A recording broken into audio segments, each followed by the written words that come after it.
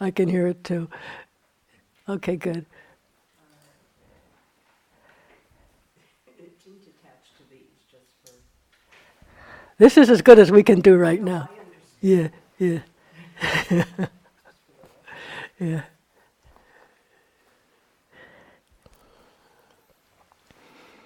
Well, I hope everybody's here except Sele. So welcome. In case you don't know, I'm Carol and this is Andrea.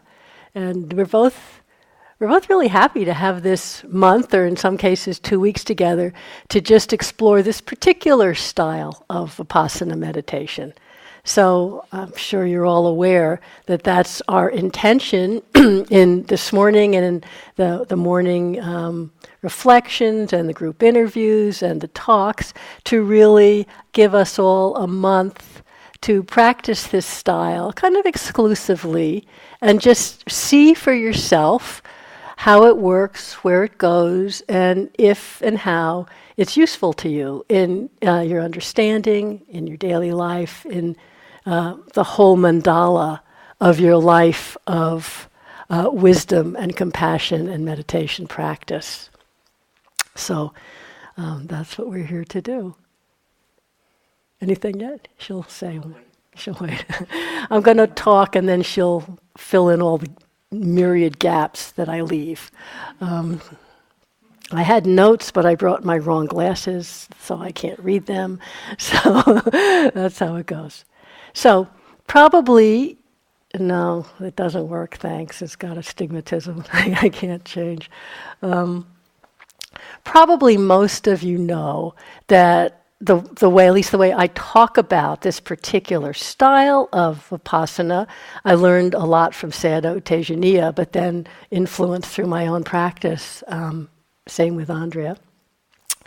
And I just want to say from the start, many of you are familiar with this, many of you not.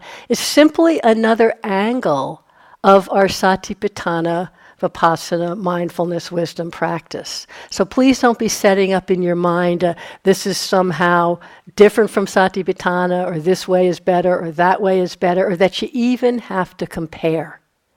There's many, many different styles and angles to come in on the Satipatthana foundations of mindfulness, leading to wisdom, compassion, freedom of heart and mind, many different ways.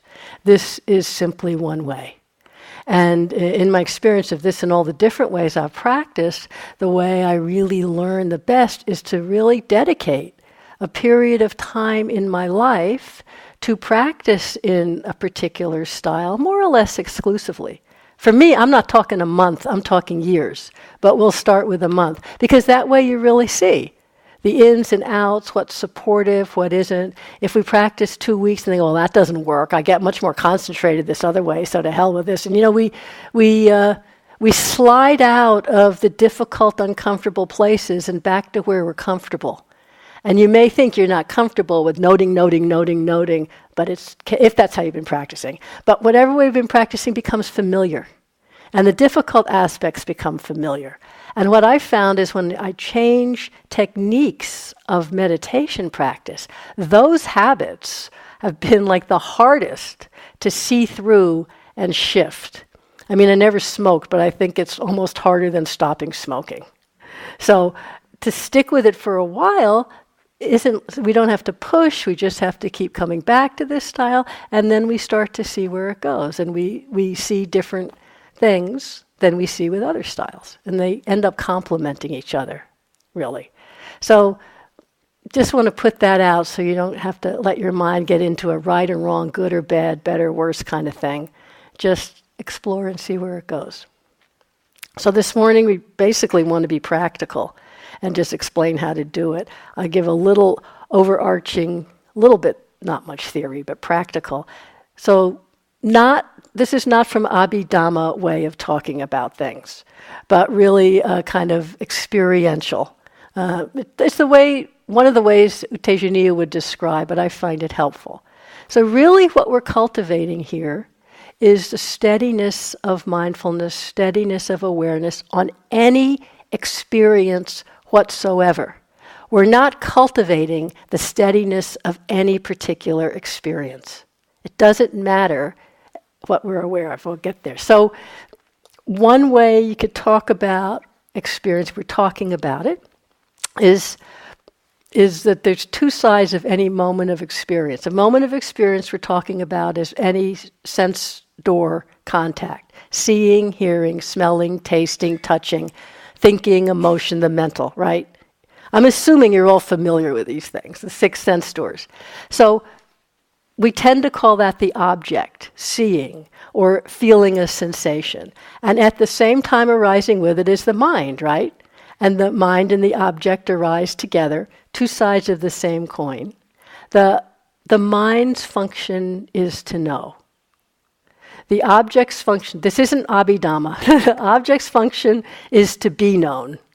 So whatever can be known becomes object. A lot of people don't like the word object, just let it be, all right? It's just the thing that's being known and the knowing of it. Whatever that is, an emotion, a sound, the sound of my voice, a pain in the body, whatever it is, aversion, whatever it is. So these two are coming together. As you are aware from meditation and life, our tendency is to really focus on the object. And a lot of times in meditation, we're really like naming and exploring and sinking into the object, which strengthens the mindfulness for sure. But we tend not to give so much awareness or notice the awareness, the mind knowing side of the object. So there's object and the mind that's knowing. So knowing an object, just focus on the object, that doesn't make it meditation. That's just how we go through life. Knowing, in this aspect, there's the object and the knowing of it. We get more and more interested in the knowing aspect. So any object, whatever, can be known. Any object is the entryway into a moment of knowing. And when we're aware that we're knowing, when we recognize the knowing, that's when it starts to be this meditation. So that's what we're doing, really. Recognizing the knowing moment after moment after moment. Very simply, and we'll explain simply, not getting into you have to be really deeply concentrated to recognize the subtlety of a moment of consciousness knowing. Extremely simple. So right now, can you feel your hands touching, whatever they're touching? Yes, no, nods, yes. Okay.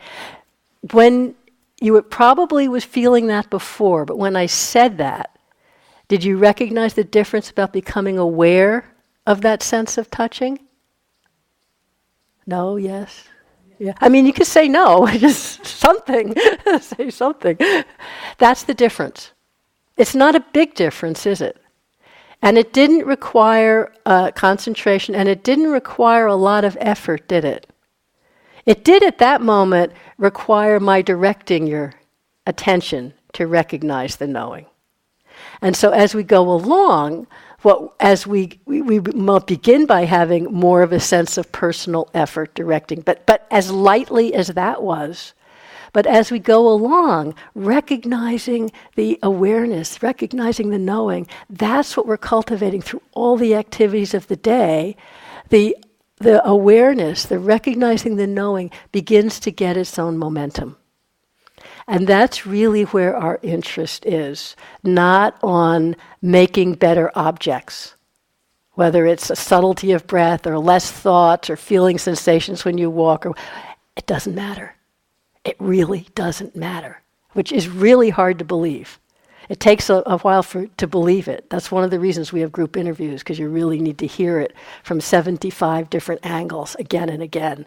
And believe I've been through that. I've sat in many, many groups with Sayadaw Tejaniya over many years. And it finally dawned, I said, wow, he really doesn't care. Someone comes in and they're reporting this incredibly subtle experience they were aware of. Someone else comes in and is reporting how they were off, walking and talking to someone, and then they were really aware of that. And he's not like saying, oh yes, it's all equal, but you really feel underneath, but that one's so much better. No. It's like, wow, your really awareness is getting really steady while you're talking. Fantastic. And it was really, it took really hearing that. I thought it was the first time I really heard a teacher walking that, not kind of saying, oh, it's all equal, but let's really go for the deep subtlety. because that's what strengthens the trust in this recognizing awareness. So it's kind of like the over. So those are the first thing. There's the object arising every moment of consciousness. The knowing of it's happening, that's normal consciousness. When we recognize that, it starts to become meditation. And then the third aspect is as we're naturally recognizing the knowing, the awareness, and most of you'll find that's quite normal and easy. It's really the first insight in the progress of insight. Nama Rupa, mind and matter, recognizing two things.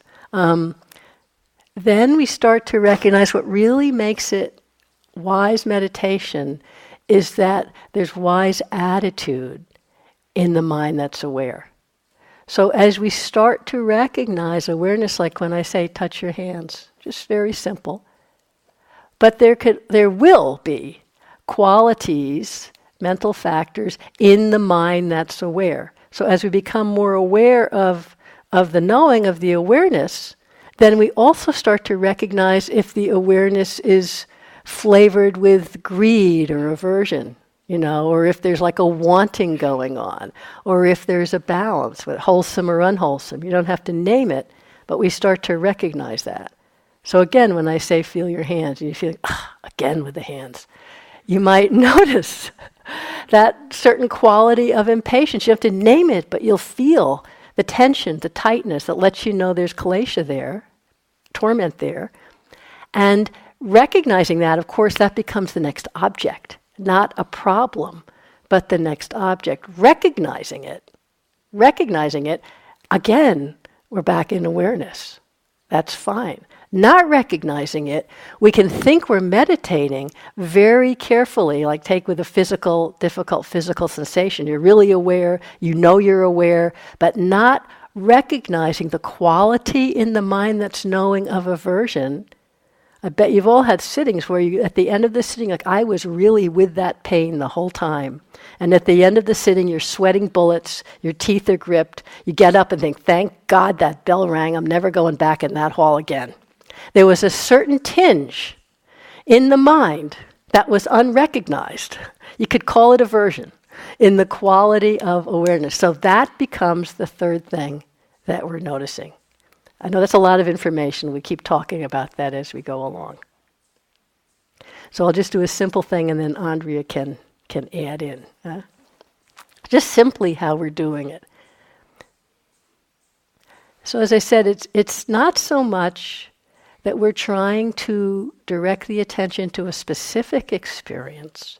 It's a very more receptive quality of attention that is recognizing what's happening by itself. So the first instruction we always give is relax.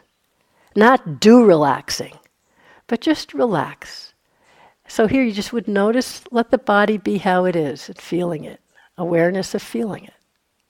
Whatever's going on in the mind, in the heart, the weather system in there, relax. Just noticing it. Not trying to fix it, not trying to do something, but what's occurring and awareness of it. It's just like that. Relax. And I will say, well, I'll do this and then later. So we're basically, as we go through the days, developing an awareness that can just meet whatever's occurring rather than starting from the side of objects and trying to fix the object so it's easier to notice. We're just letting life live itself, so-called internally, so-called externally. Because anything that can be known is an object. And you'll see that includes all our mental states and physical experiences and seeing and hearing and the environment. So we start by relaxing, and I'm going to come back to your hands, just feeling them right now, right? So as you feel them, did you do that? Was that very simple, or did you notice now that it's the third time that you tried a little bit harder? I don't know if you did or not, but notice if there's a difference. And so right now as you're sitting here, just letting the sensations that you feel in your hands. What do you feel? Anything. I know you're not allowed to talk in here, but say something, anything. Tingling, okay, good. What else is occurring that's easy to notice right now?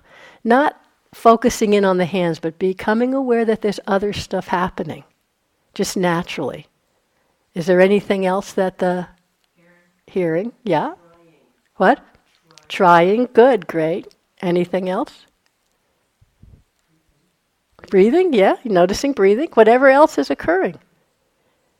Hearing. Pressure, okay, good, good. Like I notice kind of like the temperature in the room. Yeah, whatever. Do you get a sense of how these other things are also occurring and easy to know at the same time, or you're feeling the sensations of hands, but you don't have to narrow in on it. You don't need that kind of focus. You feel the hands and then very naturally, you're aware of breathing, you're aware of the hearing, or you feel a coolness, or you notice you're trying, or you're feeling bored, or you notice you're thinking. All of that is part of the steadiness of awareness. Whereas in other forms, it might be we try to not notice that and come back to the hands so we can really stabilize on the one object. Here is this relaxed attention. You notice whatever's occurring. I just picked the hands. And then whatever presents itself, just life living itself in a very simple way. That quality of relaxed, receptive knowing and recognizing the knowing is kind of the way we start this practice. Whether you're sitting, whether you're walking, whether you're eating, whatever you're doing.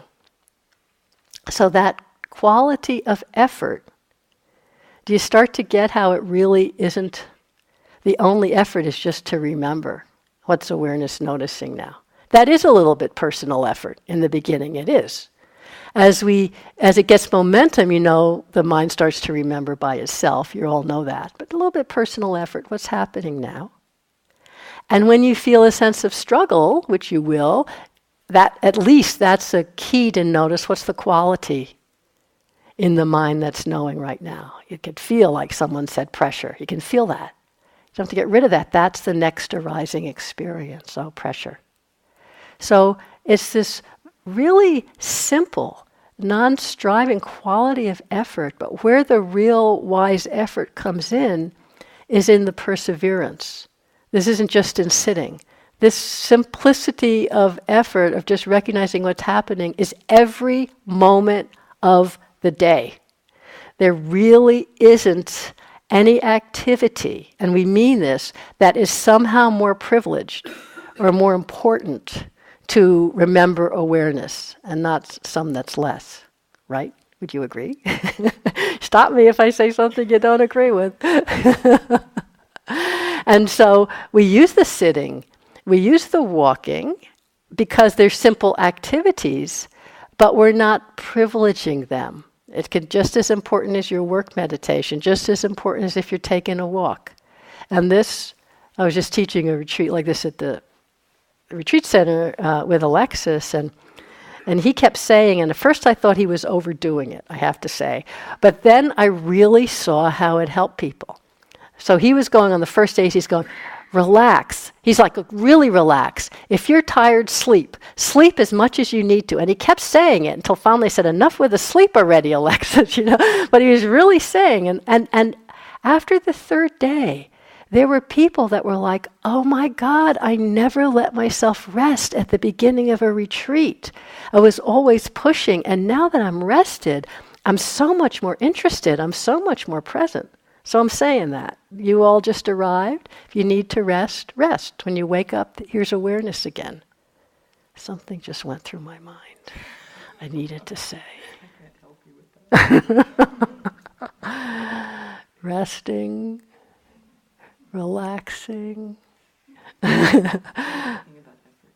Effort before. Oh well. One of us will say it, whatever it is. Anyway. Yeah, so really that sense of not pushing, interest.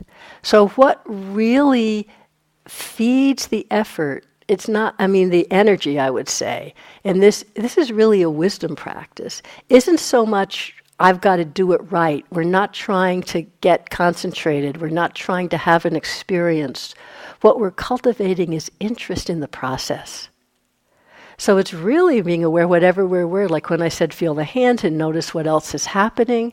As that goes on, we start to get interested in just seeing how life is presenting itself, seeing how the quality of awareness comes and goes, how it comes back by itself, the how when there's greed or aversion in the coloring or flavoring the awareness, what the effect of that is. Rather than think, oh, bad, there's greed. It's like, oh, greed's in the mind.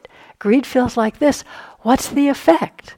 Noticing, for example, if everything shrinks, if there's a lot of tension, if you don't notice other things, if you get into a sense of struggle, or you love it, it feels really good. You go out and say, yeah, greed is good. I'm going to go take a walk and whatever.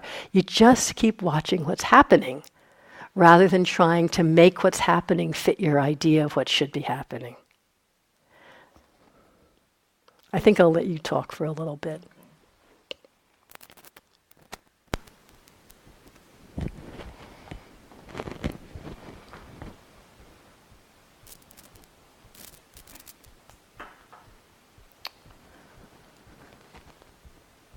So I'm going to kind of review some of the same things that Carol talked about and offer some of my thoughts on it.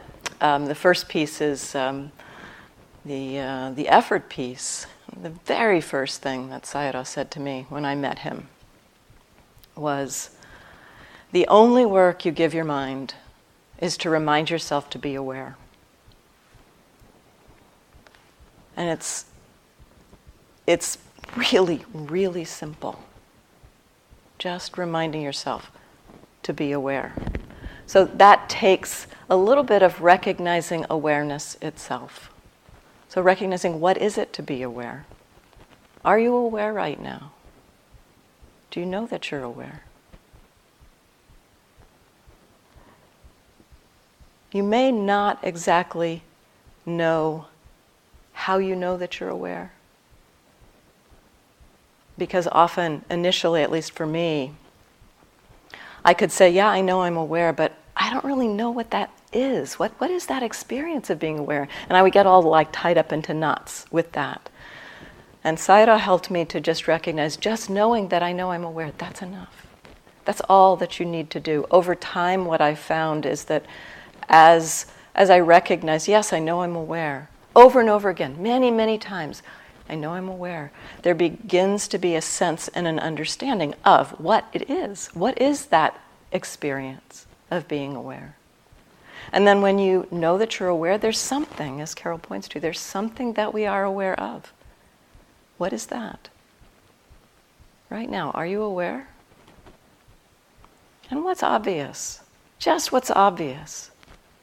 What's the most obvious thing? Maybe it's hearing, or maybe it's body sensation. Maybe it's a thought or a mood in the mind. So what's obvious? So this is the awareness and the object that Carol was talking about. One more piece around mindfulness.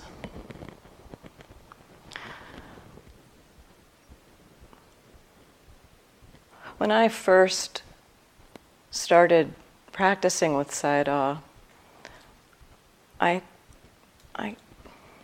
kind of had the idea at times that if I didn't have control of what I was paying attention to, that if I wasn't making that choice, if I wasn't deciding to pay attention to the breath or to pay attention to hearing, then I wasn't being mindful. And so that is not true, actually. This factor of attention that Carol was talking about, what we turn our attention to, or where attention is, that's a factor in the mind. The attention aspect is a factor in the mind. And the mindfulness is a different factor. We can recognize this in a way, in a very obvious kind of experience, that if we're walking around and we're not mindful, we're thinking about something, or our mind is engaged not in what we are doing directly. But we're walking around the building, and we're not like walking into walls, and we're going through doors, and we're finding our way. So something is paying attention. There is an attention happening there, but we're not doing that. And we're not mindful either. so there's the so we can see from that example that attention is a different thing from mindfulness. And when we become mindful, we can become aware of what attention is naturally or already knowing. Whenever mindfulness arises, whenever there's mindfulness, it can simply recognize, where is attention already? We do not have to choose something else to pay attention to. Again, it really doesn't matter. It does not matter. The main thing is cultivating that steadiness of the mindfulness, of the awareness.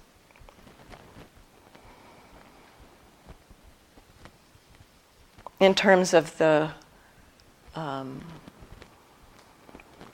reminding ourselves to be aware, Sayadaw would sometimes encourage a little bit of, just kind of checking, am I aware? Maybe or maybe not using a question in the mind. Maybe just aware. And you don't have to use a question in the mind, but it's not about asking a question and getting an answer, but just the kind of orienting to recognizing, am I aware? And what am I aware of? What's obvious? So am I aware of what's obvious? Initially, the personal effort that it takes to kind of get the engine going, it may be that we have to remind ourselves a little more frequently. So in terms of that effort, the only work we give our mind to remind ourselves to be aware. At the beginning, we probably have to remind ourselves a little more frequently. It's like getting an engine going. It's like getting I sometimes give an analogy, those of you who've sat with me have heard this many times, about riding a scooter. One of those little kick scooters, not a motorized scooter, but a scooter, a little platform where you've got one foot on the platform and one foot that you have to put down to tap on the ground. And that initially, to get the scooter started, you have to tap, tap, tap, tap pretty frequently to get the momentum of the scooter going. But then after a while, you don't have to tap as frequently. You can ride, just let the scooter ride. And then you get familiar with what it feels like for that scooter to get wobbly, and you put your foot down and you tap again to get a little bit more momentum. And so in the mindfulness, the reminding ourselves to be aware, it kind of has that quality. Initially, we may need to remind ourselves a little bit frequently. Aware. And what's here? Just knowing what's here. Am I aware? Recognizing whatever we can, even just that we know we're aware. And then what's here? So initially reminding ourselves kind of frequently. And then after a while, we'll begin to get familiar with what that momentum of mindfulness feels like. What it feels like to have the mindfulness kind of rolling, like the scooter rolling for a little while. What that feels like. And we also may start to get familiar with what it feels like for that mindfulness to get a little wobbly. And when we need to remind ourselves again. So just the gentle tap, tap, tap of the scooter. Again, on the scooter, you could put your foot down and push really hard initially, but that would not be a very smooth ride. It wouldn't develop the momentum over time. Just tap, tap, tap, tap gets the scooter going. And likewise, with our mindfulness, just a gentle, just enough for this moment. Right now, just this moment. Are you aware? And what? Of what? Really simple. Really simple. And then around the noticing the attitude or the relationship to the experience, that other piece that Carol mentioned. What I'll offer there is a kind of, I'd say, 4 basic flavors of attitude. There's 3 that are really, really familiar. They're related to mind states based in greed, aversion, and delusion. And so these 3 are what, if they're not noticed, if they are behind the scenes and not noticed, we are essentially reinforcing greed, aversion, and delusion. And if we become aware of them, they can be simply known. Then they no longer function as that kind of kilesa, the torment of mind that Carol mentioned. They just become another object. And as we've been saying, it doesn't matter what the object is. Knowing, oh, greed is arising. That is being aware of the object of greed. Aversion is arising.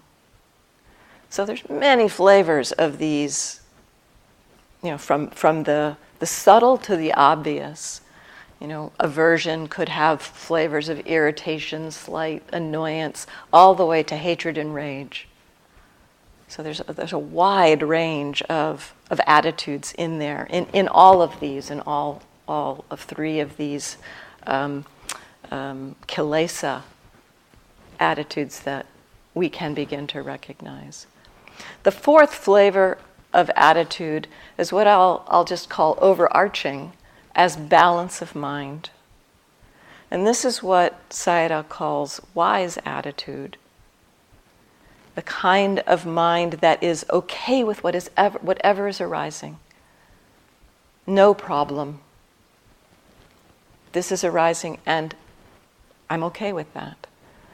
And so initially it may be that we notice an attitude, we're noticing some pain, we notice an attitude of aversion, but then we can know, oh, there's a pain and I don't like it.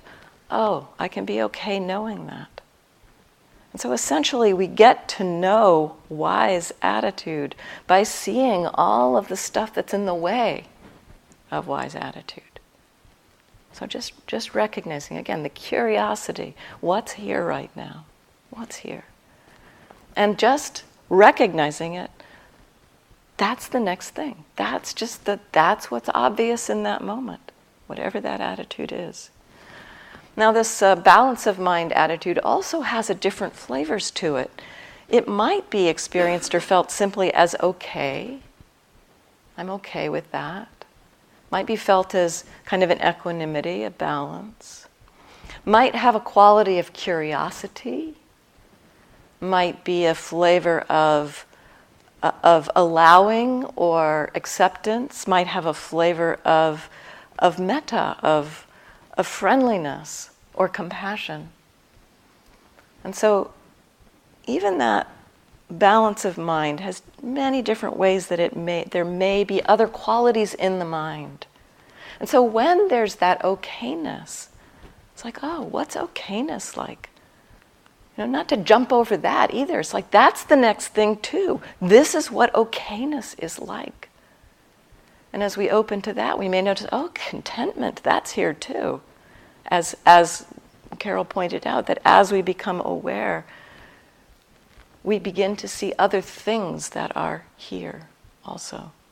So noticing that okayness, we might also start to become aware of other flavors in the mind, other beautiful qualities, other beautiful flavors in the mind.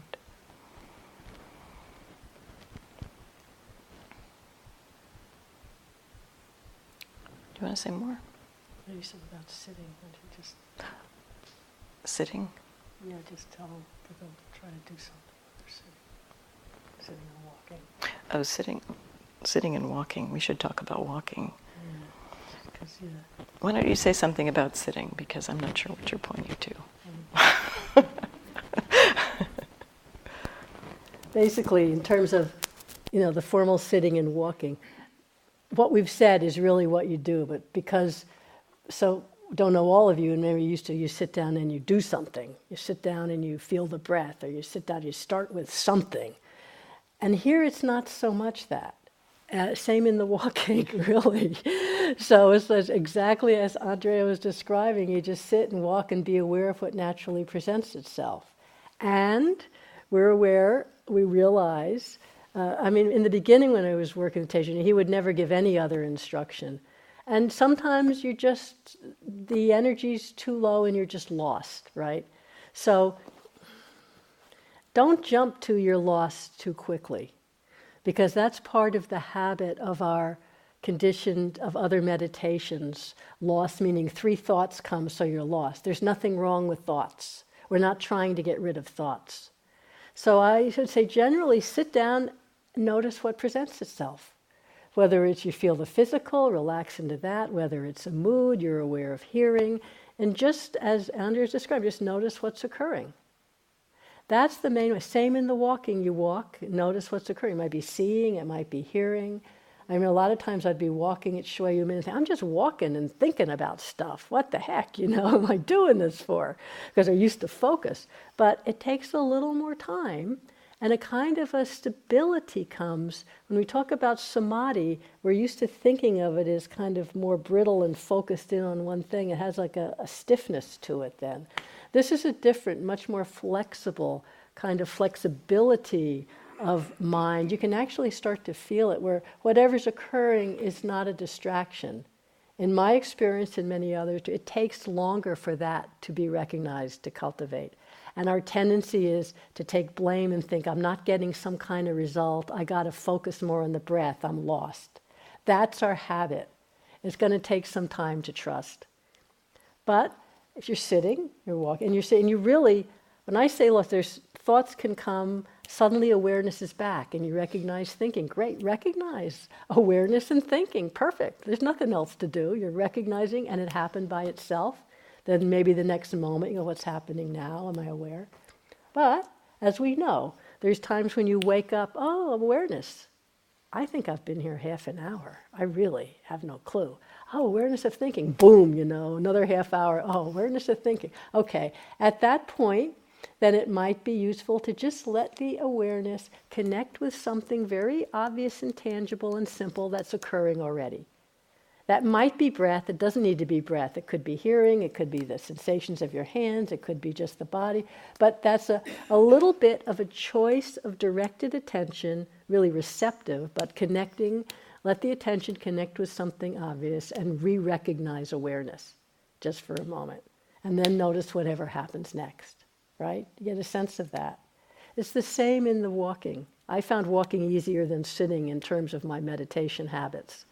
So the same in the walking. If you really realize you're waking up out of thinking you really don't know what's going on, feel your body, feel your feet, be with hearing. Direct the attention just for a moment with awareness to what's already occurring, and then re-recognize what's happening in the next moment.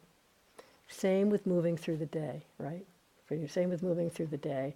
And the one thing I just want to say about moving through the day is notice the schedule is, the Forest Refuge schedule isn't such a schedule, but we would have done that anyway.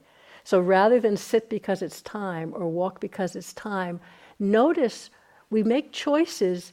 If there's kilesa in the mind and you don't know it, that's driving the choice. I sit because I'm aversive to walking and there's nothing else to do but sit. No, that's why you're doing it. When you get up from sitting, notice what's going on in the mind. Is it boredom? Is it aversion? Or the skillful means, what's helping me balance the awareness right now? If you're sitting and you're too tired and it's hard to recognize awareness, then out of skill you stand up. That helps refresh the awareness. You walk, that helps refresh the awareness. You're getting stale, you're getting lost, do some lying down, go outside and walk. But it's always checking what's going on in the mind and what helps refresh the awareness, which can be any activity.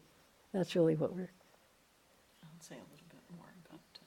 the schedule and the talks and stuff like that, the groups. And, but also just... Yeah, because we got only 2 minutes. I know. Okay, yeah, a couple things about...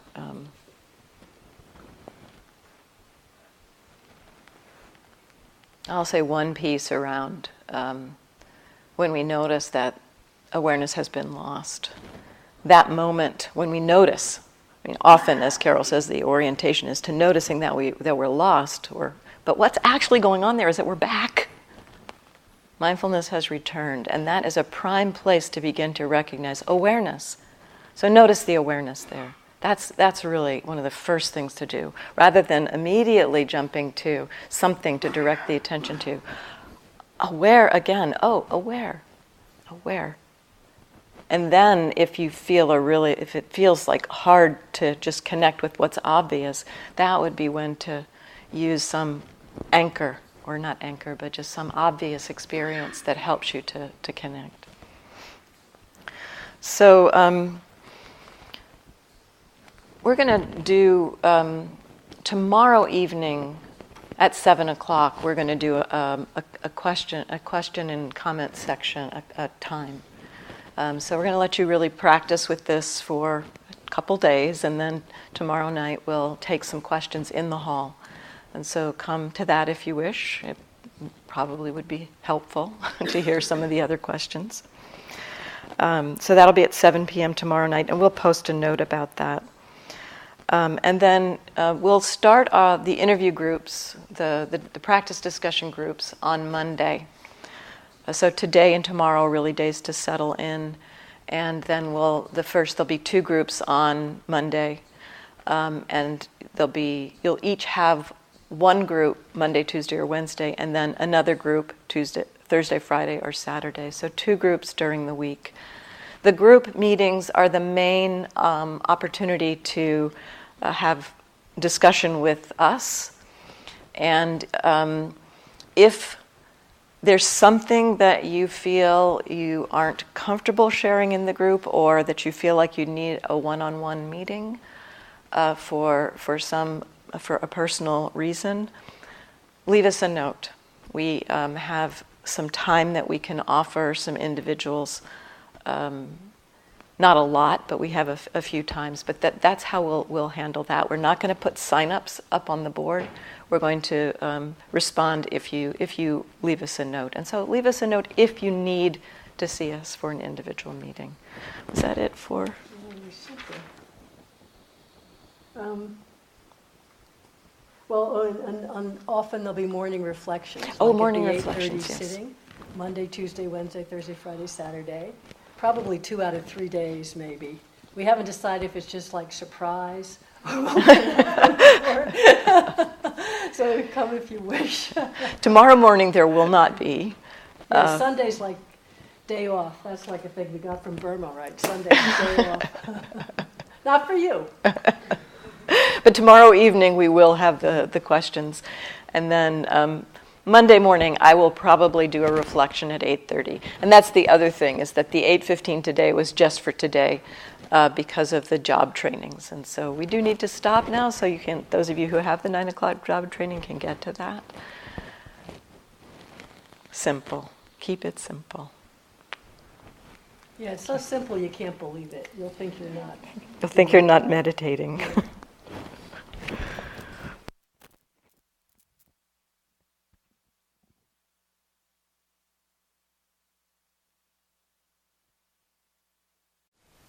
Thank you for listening. To learn how you can support